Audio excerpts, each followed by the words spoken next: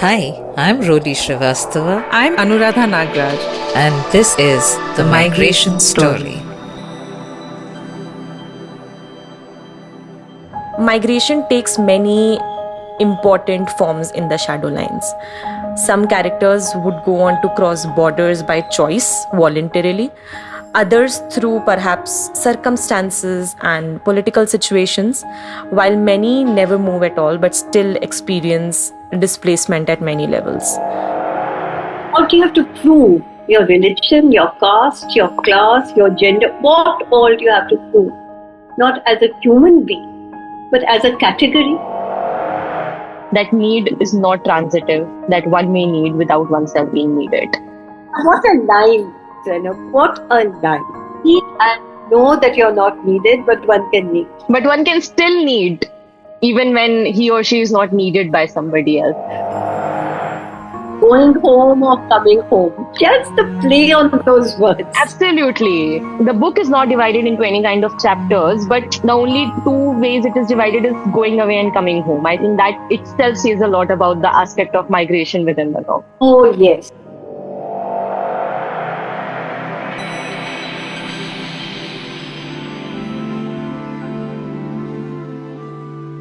Where does one locate a homeland?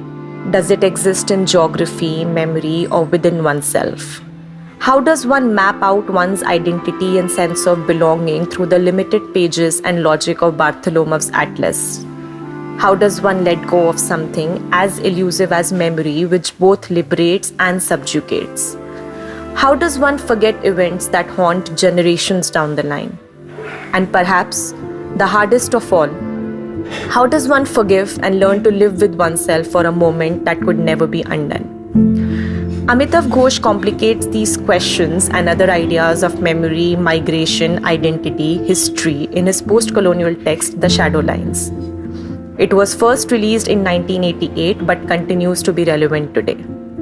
Set against the backdrop of historical events like the Second World War, the Partition of 1947, and the communal riots of 1963-64 in Calcutta and East Pakistan, the novel follows an unnamed narrator as he reconstructs his family's intertwined histories across Calcutta, Dhaka, and London through memories, stories, and imagination. At its heart are Tridip, the narrator's cousin whose expansive imagination transcends borders; Thamma, his fiercely nationalist grandmother whose return to her childhood home in Dhaka challenges her understanding of nationhood; Ela, the narrator's cosmopolitan cousin who equates freedom with mobility; and May Price, an English woman bound to Tridip by love and haunted by guilt after his death during the communal riots of 1964. Alongside them are Nick Price, behind whose charm lies his emotional emptiness, and Jetho Moshai, Thamma and her sister's Maya Devi's cousin brother, whose refusal to leave his ancestral home questions the very meaning of belonging. Reflects on ideas of memory, nationalism, identity, and the invisible borders that shape and often fail to contain human lives. In this podcast, I, Zainab Eskazi, an independent writer and researcher, am in conversation with Amrita Bhalla, an academician, author, and literary critic, who was an associate professor in the Department of English at Jesus and Mary College, University of Delhi, and has now retired after 44 years of teaching. Fortunately, I happen to be one of the students of Ma'am who has been taught by her in the year of 2021. As Amitav Ghosh celebrates his 70th birthday this July, we revisit one of our favorite novels to explore its significant questions about borders, belonging, memory, and the stories that continue to shape our understanding of the world. Ma'am, I would like to read one of the excerpts of the book and perhaps open this conversation, where my favorite narrator would recall Tridip telling him, and it's a very profound quotation which goes and which has always stayed with me: one could never know anything except through desire. Real desire, which was not the same thing as greed or lust. A pure, painful, and primitive desire. A longing for everything that was not in oneself. A torment of the flesh, that carried one beyond the limit of one's mind to other times and other places, and even, if one was lucky, to a place where there was no border between oneself and one's image in the mirror. Zainab, just the title, The Shadowlands. Absolutely. Like that says, heterogeneous words are yoked with violence together. Shadow, something that is vague, something that is transparent. Lines, something that is definitive, something that is marked. When I teach partition literature, I always start with these lines from the movie Refugee. And we will be dealing with the concept of refugees also. पंछी दरिया हवा का झोंका कोई सरहद ना उन्हें रोका सरहद केवल इंसानों के लिए है तुमने और मैंने क्या पाया इंसान के the individual the human being हमने क्या पाया ज़ैना memory consciousness awareness a mind imagination thinking of the stream of consciousness technique that Amitav Ghosh uses in The Shadow. We start with the narrator in a small flat in Calcutta. Sitting in that flat, where does his mind go? Which areas, crossing borders of time and place? Thamma, his grandmother, tells him stories about her childhood, about her youth in Dhaka. Tridib takes him all around the world in his chat. Ela introduces him to London. And when he actually goes to London, he retraces every bit of what Ela had told him, every bit of what Tridib had told. So, stream of consciousness, are these borders? Are these barriers from that small flat? Absolutely, absolutely. Ghosh has also very intelligently pit one character against another just to showcase the two sides of nationalism.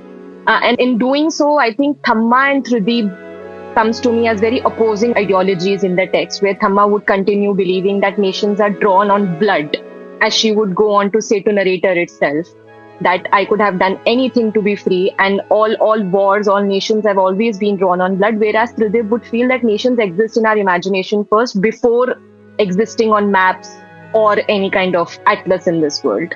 Yes. Also, and then Ghosh would go on to reverse this entire thing. When Thamma would believe on it so strongly, it only goes on to say about her naivety, because then she would also question that if she would travel in an aeroplane to Dhaka, would she be able to see the border? Yes.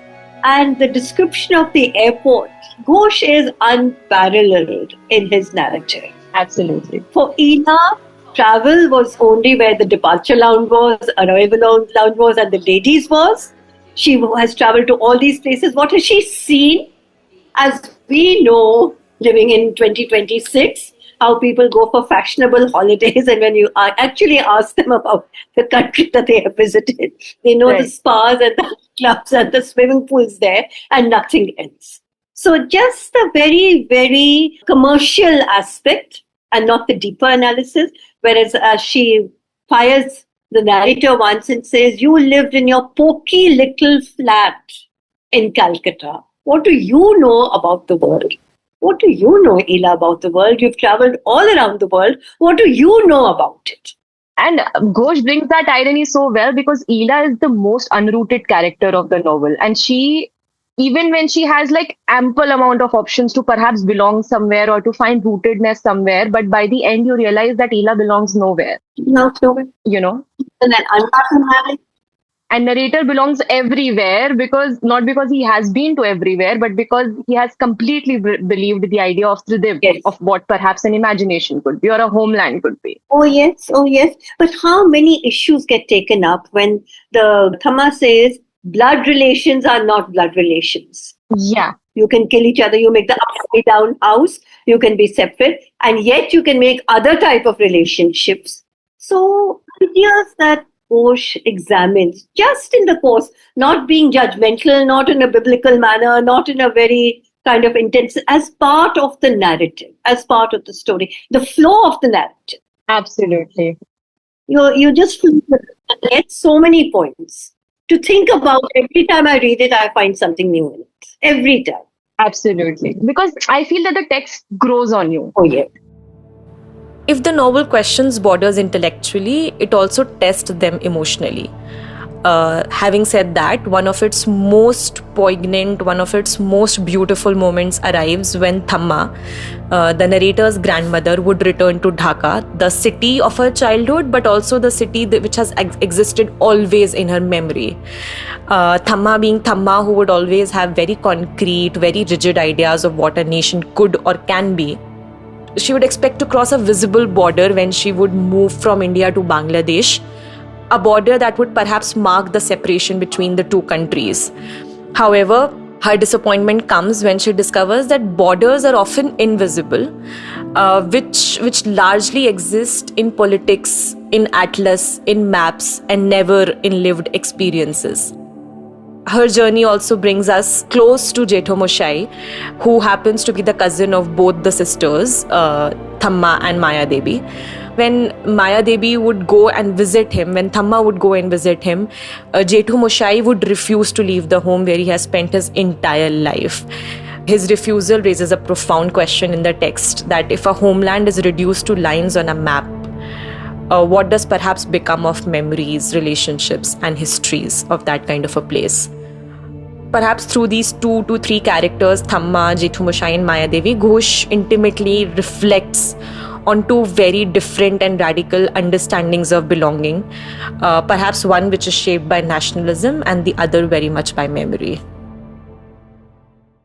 And now that we are on Thamma, I would like to say that kind of discipline, that kind of belief in things continues till the very time she leaves for Dhaka. So even when she is being told by the narrator's dad that perhaps Jetho Moshai won't recognize you after you'll go to Dhaka after so many years, and she very confidently, I would just like to read it out, she says, "It doesn't matter whether we recognize each other or not. We are the same flesh, the same blood, the same bone, and now at last, after all these years, perhaps we will be able to make amends for all that bitterness and hatred that has always existed between us." Yes. So, absolutely. In fact, narrator goes on to say that for her, relatives and family were the central points which gave the world its shape and meaning, the foundations of a moral order at all. Yes. And how, Ela, Jetho Moshai is taken care of by a Muslim family, the Hindu-Muslim aspect in refugees. Absolutely. We study our partition literature, Amrita Pritam's novel Pinjar, which takes up a Punjabi girl kidnapped by a Muslim who gives her dignity, marries her as a child. Options that are given to her. Should she come back to her Punjabi Indian family? Should she stay on with her Muslim Pakistan family? The choices given, the trauma, should she go on relationship? Should she go on nation and religion? So for Jetho Moshai. His own abandoned him, his own fought with him, made the upside down house. A Muslim family he brought into the house, they take care of him. Should he leave them and come back? To whom? So the complexity literature brings out. These are not statistics. These are not, we were talking about identity, who am I? What do we say? Just now, as we are saying, we're going for voting and we have to prove who we are. We put down labels, gender, religion, age, size, weight, married or not married. On the other hand, just person, at a personal relationship. In fact, Jetho Moshai's refusal to leave Dhaka. Yes. And his idea that where he has been born, with whom he is leaving, he won't leave them ever. And how can he just abandon and go somewhere else? Wow. I think that refusal is very interesting, given that you have so many characters who have moved away from Dhaka, who are on continue on a move. Like Ela is somebody who would continue to move. Thamma at one point also had to leave her homeland and migrate to Calcutta. But Jetho Moshai becomes that character who's very, very, very rigid when it comes to where he wants to live at all. Him even dividing the nameplate of his house with his brother, him compartmentalizing everything. And yet the irony is that one time he would move, he would perhaps be facing the brunt of it. Yes. But the brunt of that kind of a decision. So when you say that he has been protected by a Muslim family, that Hindu-Muslim labels Ghosh lays out in a very, very intelligent manner, and yet those labels are the labels that would end up killing somebody like Pratib in the novel by the end. Complex, very complex. So you're sitting with very contradictory ideas in your head that very complex. Absolutely. Absolutely. I don't know if you remember this book, Cry the Beloved Country, Alan Paton. Yes. Alan Paton. Yes. How the person, the white man who is working for the upliftment of the natives is killed. So the complexity of race issues, just on the basis of a person's color, race, religion, not knowing the personality or the character of the person, deaths are taking place, massacres are taking place. Shadowlines brings that out so well. One of the very important characters in the text happens to be May Price, an English musician, daughter of Mrs. Price, who happens to be the neighbors of Maya Devi in London. Her relationship with Tridib is built on very secretive and very intimate factors, but constantly surviving on factors like mutual respect, imagination, and an understanding that perhaps transcends any kind of geographical and cultural boundary. So, when politics and history form the concrete backdrop of a text like Shadowlines, its emotional core lies in its relationships. Having said that, the novel presents two very different intertwined love stories. That of A, as mentioned, Tridib and May, built largely on the ideas of empathy and imagination.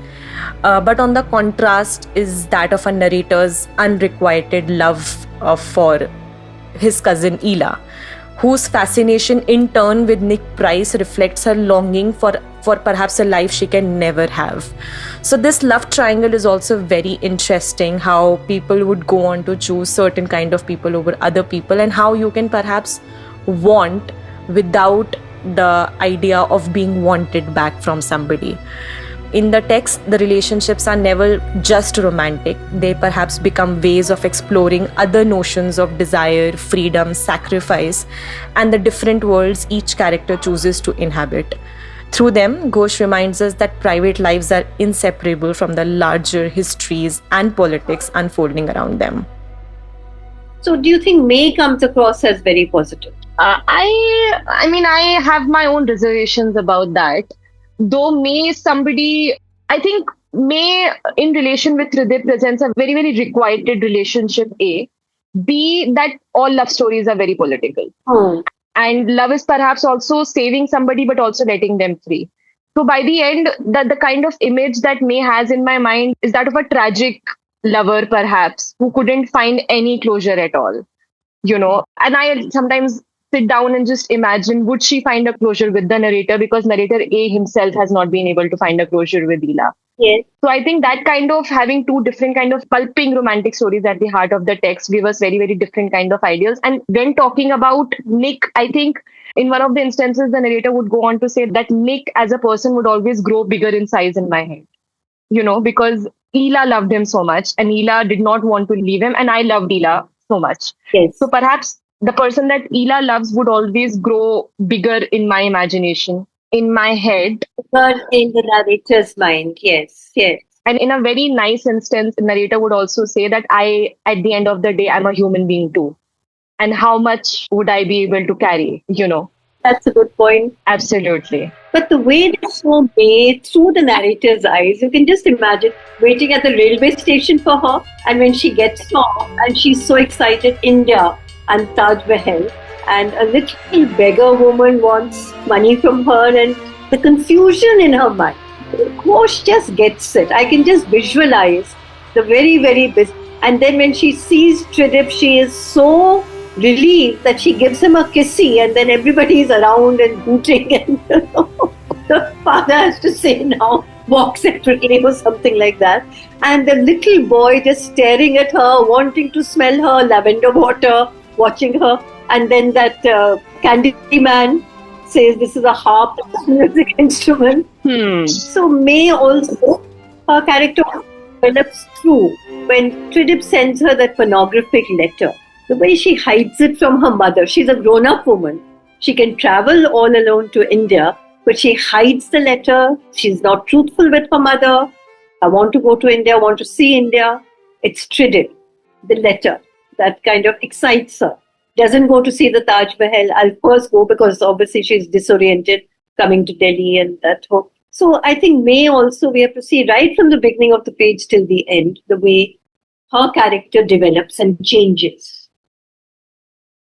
Listeners, do stay tuned. We'll be back after this short break. ठंडो रे ठंडो मेरा पाड़ सबको चाहिए बस पानी। एक ऐसा कि हर चीज के लिए चाहिए, खेती बाड़ी के लिए, सब कुछ के लिए तो पानी है।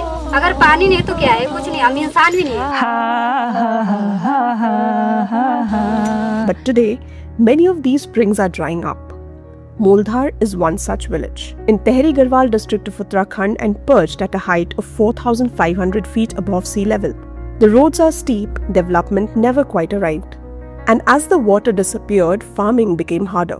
With little work left in the village, many men left to find jobs elsewhere.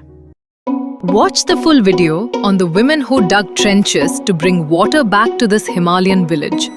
Only on the Migration Stories YouTube channel.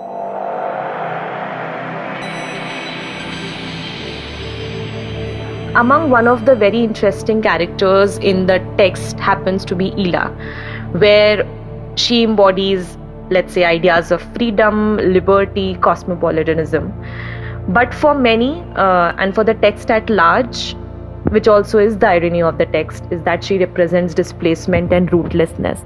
And this comes as an irony because she is the most mobile, she is the most on-the-go kind of a character who would move across countries, continents, states, for whom, as Ghosh also says, airport lounges would become a very, very important place to be at. But her constant movements appears and promises liberation, but raises difficult questions about the ideas of belonging and identity. Is the mobility same as freedom, or can one continue to feel displaced no matter how far one travels? These are some of the questions that Ila's characters invites the audience to think and ponder about. Her relationship with narrator also reflects on the politics of love and how love at the end of the day is just about power play, and how much of love rests in the ideas of power and the kind of power one person can have over another. Ila also mirrors the character of narrator in many ways. And through Ila, you get to see about the narrator so much more in depth, because the first time he was very, very innocently waiting for Ila, and his mother kind of just says this in public, that he has been waiting for you since very long. This one paragraph has always stayed with me, where the narrator would go on to say that at that moment I hated my mother. For the first time in my life, she had betrayed me. She had given me away. She had made public, then and forever, the inequality of our needs. She had given Ila the knowledge of her power, and she had left me defenseless, naked in the face of that unthinkable adult truth. That need is not transitive, that one may need without oneself being needed. What a line, Zainab. What a line. Absolutely, absolutely. Need and know that you're not needed, but one can need. But one can still need, even when he or she is not needed by somebody else. So just the idea of that unrequited kind of a relationship, just love being a power play, you know. And Ila is somebody much superior in magnitude in narrator's head. Would she desire somebody like him? Would she want somebody like him? He's battling with these very contradictory thoughts throughout the text, and you're just living those with him. Oh, yes. So each character, there are little points that are made through the narrative that shows the development of the character. Each character, there are points that just come up most naturally, interwoven with the movement between the past and the present and across continents. Absolutely. Talking about continents, ma'am, again, I think a text that we studied shadow lines with was Benedict Anderson's Imagined Communities. Absolutely. And one cannot perhaps escape that text while reading something as relevant as shadow lines. So again, Anderson would go on to say that belonging to a nation is an imaginary space, and the borders of nations are quite limited in front of the vastness of perhaps the human imagination. And I have always linked it with how narrator struggles to understand Calcutta and Dhaka as separate after partition, or perhaps his memory transcending borders, because when he would go on to London, he would know exactly which lane comes after which lane, and Nick and Ela would be left surprised at how do you even know. So just the very fact that geographical understanding is always mediated through imagination first, before it is mediated by any kinds of maps or cartography or any kinds of atlas or anything at all. So just again, the gist of it being that all nations are imaginary, and nationalism as a trope is an imaginary space instead of being anything else. So the reality is different. Absolutely. Every reality is different. When Thamma goes Dhaka, where is Dhaka? She's looking at linoleum carpeted airports. She's looking at the tree-lined avenues like we have when we get off at India International Airport, India, Delhi. We come through Chanakyapuri, diplomatic area, tree-lined, Lutyens, Delhi avenues. Then you come to actual areas of Delhi and you say, this is Delhi or is that Delhi? So in Dhaka, same thing. Is it the diplomatic area where Thamma lives, where Maya Devi lives with Saab? Or is it old Haveli that they had and how they go through the lane? In Calcutta, the same thing? Absolutely. I feel that May in many ways is free, but at the same time, is she free of her own thoughts by the end of the novel? No. She is somebody who never finds closure from that kind of thinking that perhaps she was the reason behind Pradeep's death. And no matter how much the narrator would go on to pacify and console her and make her believe otherwise, she would always live with that guilt that in order to save her, Pradeep had to sacrifice his life. And by contrast is Ila. Freedom means going to the nightclub, means drinking, means smoking, means dancing with strange drunk men. That's freedom. So concept of freedom, what it means to Thamma, as you said, what it means to Ila, what it means to May. Right. To pretend the hippie culture that you wear the bell bottoms and you at heart you're basically conventional and you want a traditional marriage and you want all the glitz and glam of marriage, but you pretend to be different. I think Ila's freedom, having said that, I mean, what you said right now is just a facade. And her cosmopolitan bringing would fail to provide her the freedom that she has long longed for. And I think Ghosh puts it very intelligently when he says that, when narrator would go on to say that for Ila, the current was the real. It was as though she lived in a present which was like an airlock in a canal, shut away from the tide waters of the past and the future by steel floodgates. You know? And the fact that for Ila, freedom would become very individual and emotional, and for Thamma, it would always be very collective, very familial, an idea that would continue to unite and bring people together. But for Ila, it is the exact opposite of that. Oh, yeah, absolutely. Continuing relevance of this book. Continuing. Absolutely. And I think the clash of the meaning of freedom is very well established in the text between Ila and the narrator. Even when narrator would go on to fall for somebody like Ila, the clash of values and opinions would be very, very distinct. And most importantly, the idea of freedom for both of them would be very distinct in many ways. Absolutely. In fact, narrator would go on to say and tell Thamma also that I told her that Ila lived in London only because she wanted to be free. But I knew I had made a mistake the moment I said it. I should have known that she would have nothing but contempt for a freedom that could be bought for the price of an air ticket. For she too had once wanted to be free. She had dreamt of killing for her freedom, is what Thamma as a character comes across in the text. Migration takes many important forms in the shadow lines. Some characters would go on to cross borders by choice, voluntarily. Others through perhaps circumstances and political situations, while many never move at all but still experience displacement at many levels. The novel itself is divided into going away and coming home, a structure that suggests migration is not merely about geography, but equally about memory, longing, homeland, homecoming, and return. So, for characters like Saifuddin, who happens to be the caretakers of Jethu Moshai in Dhaka, migration carries entirely different meanings.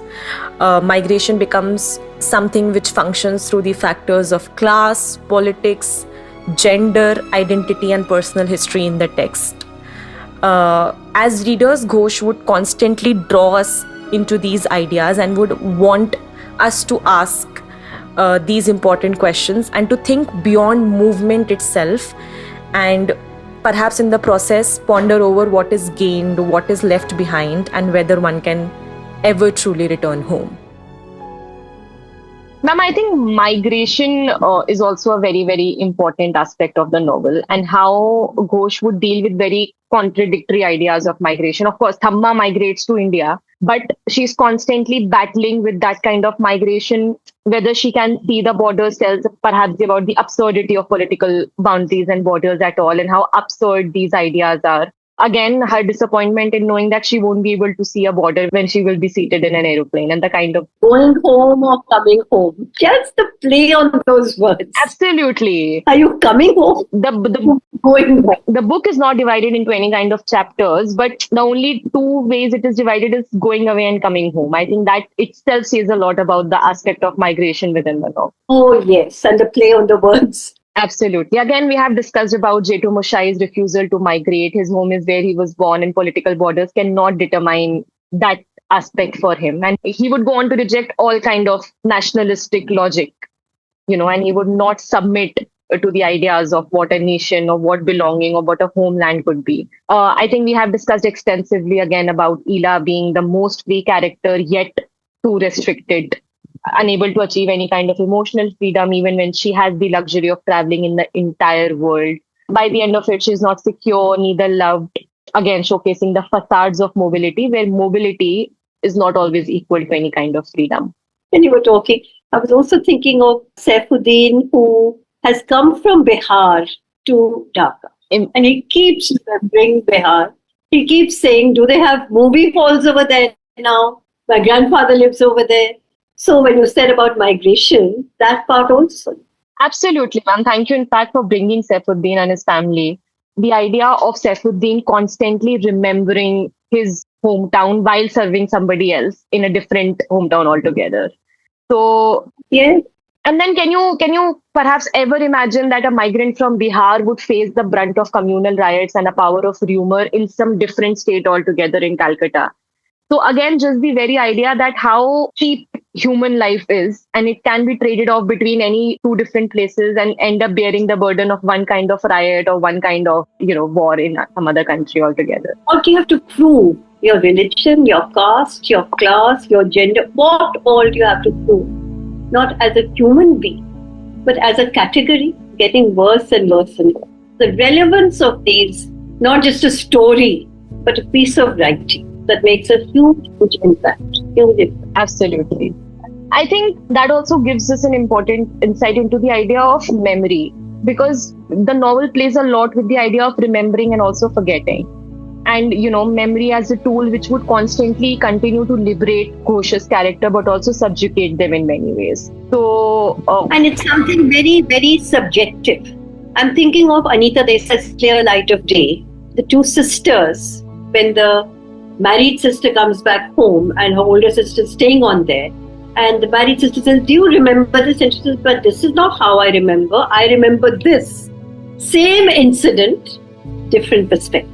Absolutely. So memory also, which memory? No incident is complete in itself. It's your view of it. Which memory and whose memory? Again, the idea of memory being very subjective in nature. Yeah. And selective. Why do you think a non-linear narrative serves a good purpose in the text? It engages you. It's not he was born and then he died and then you have the whole story. There's a kind of movement in that. Here, there's a level of expectation. Your brains are engaged also because you're reminded of. As you're reading, you say, oh, but this happened earlier also. How was it at that time? When you said that you can see narrator as Ela sees him, narrator sees himself as he sees himself. So you get two perspectives on that. Narrator is a good boy. He's going for his school. He's going to play cricket. Ela says narrator is a stupid boy living in a poking flat. So linear and later, how does the narrator look back at Ela, look back at himself? So non-linear, again, as I say, stream of consciousnness, relativity of time and place, movement back and forth, engages you more rather than you just sit back and sleep and read a novel. Your mind is... I think that's a very, very interesting way to look at it. You're not just kind of letting it wash over you. You're engaged with it. Right? Yeah. Right. I think, ma'am, coming back to the idea of memory liberating, I always wonder whether narrator would always have an idea of Tridib, and he does not bear the burden of perhaps seeing him die. So all the good things that Sudev has taught him, all the things that he has taught him, he would always live by those things. But May is somebody for whom memory subjugates, and she would always live with that kind of burden, with that kind of guilt, with that kind of fear of perhaps seeing the person she loved die at her own hand. Yes, yes. So just the very complicated, very, very contradictory nature of how memory can play out. Yes, absolutely. Absolutely. How memory can play out complex. When do you ever forgive yourself? When do you kind of shake off that guilt? When? Absolutely. Feel like reading it again, not that part, now that you put my mind to it. Like, I always am wondering, how would we place the characters of Shadow Lines in the contemporary times? Where would they be? What would they perhaps be doing? And of all of them, I think May would still sit with the burden and with the baggage of perhaps the last side she had of Tridem. Yes, would live with it. The narrator would prosper. He's come a long way. Yeah. He's had 2 women solidly in his life, and he's had the experience of Thamma and living in Calcutta, and he has access to libraries, Nehru Memorial Museum and Library, where he goes to check up the newspapers. How interesting that part. How very. I think in many senses, narrator becomes the keeper of all kind of memories in the text. Yes. And he has the access to each character, to each event, to each happening. Each event, even the historical part of it, as I said, the newspaper, the scholarly journals, that, and his own memory, and access to people who remember that. Absolutely, absolutely. As we continue to talk about how relevant the text is, I have always read it in association with the larger happenings all across the globe. Always. Where human life has become very cheap, very small, very, I don't know, just the fact that human life is not costly anymore and anybody could die anywhere else without ever comprehending. Perhaps a person can be born in a state like Bihar, as we are talking about Saifuddin, but can be killed in some other part of the world altogether and nobody would ever care or know about him or her. So just the futility of wars again, just the idea, I think all of it. But I think again, the question is very, very interesting because I've always found it to be a very interesting film. Yes. Because it has that kind of the power of an adaptation, perhaps.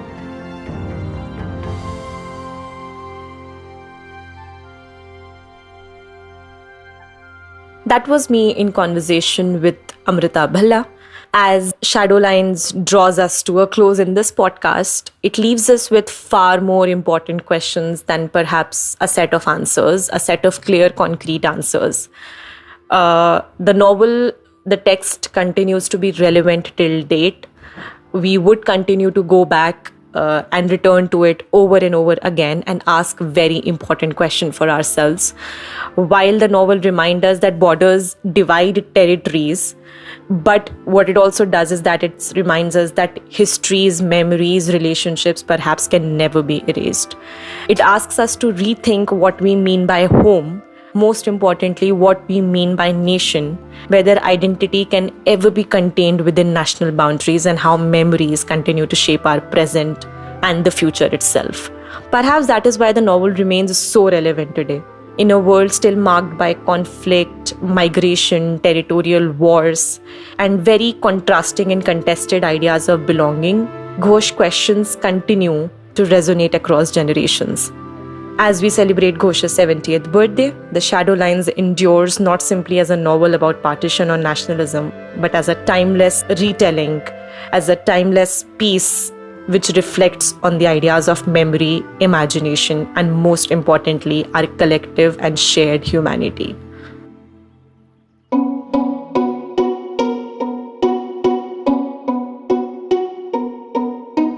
Check out our website www.themigrationstory.com for more content. You can subscribe to our podcast on YouTube and Spotify.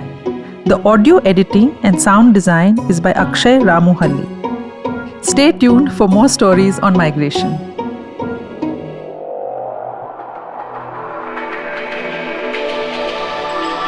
The Migration Story.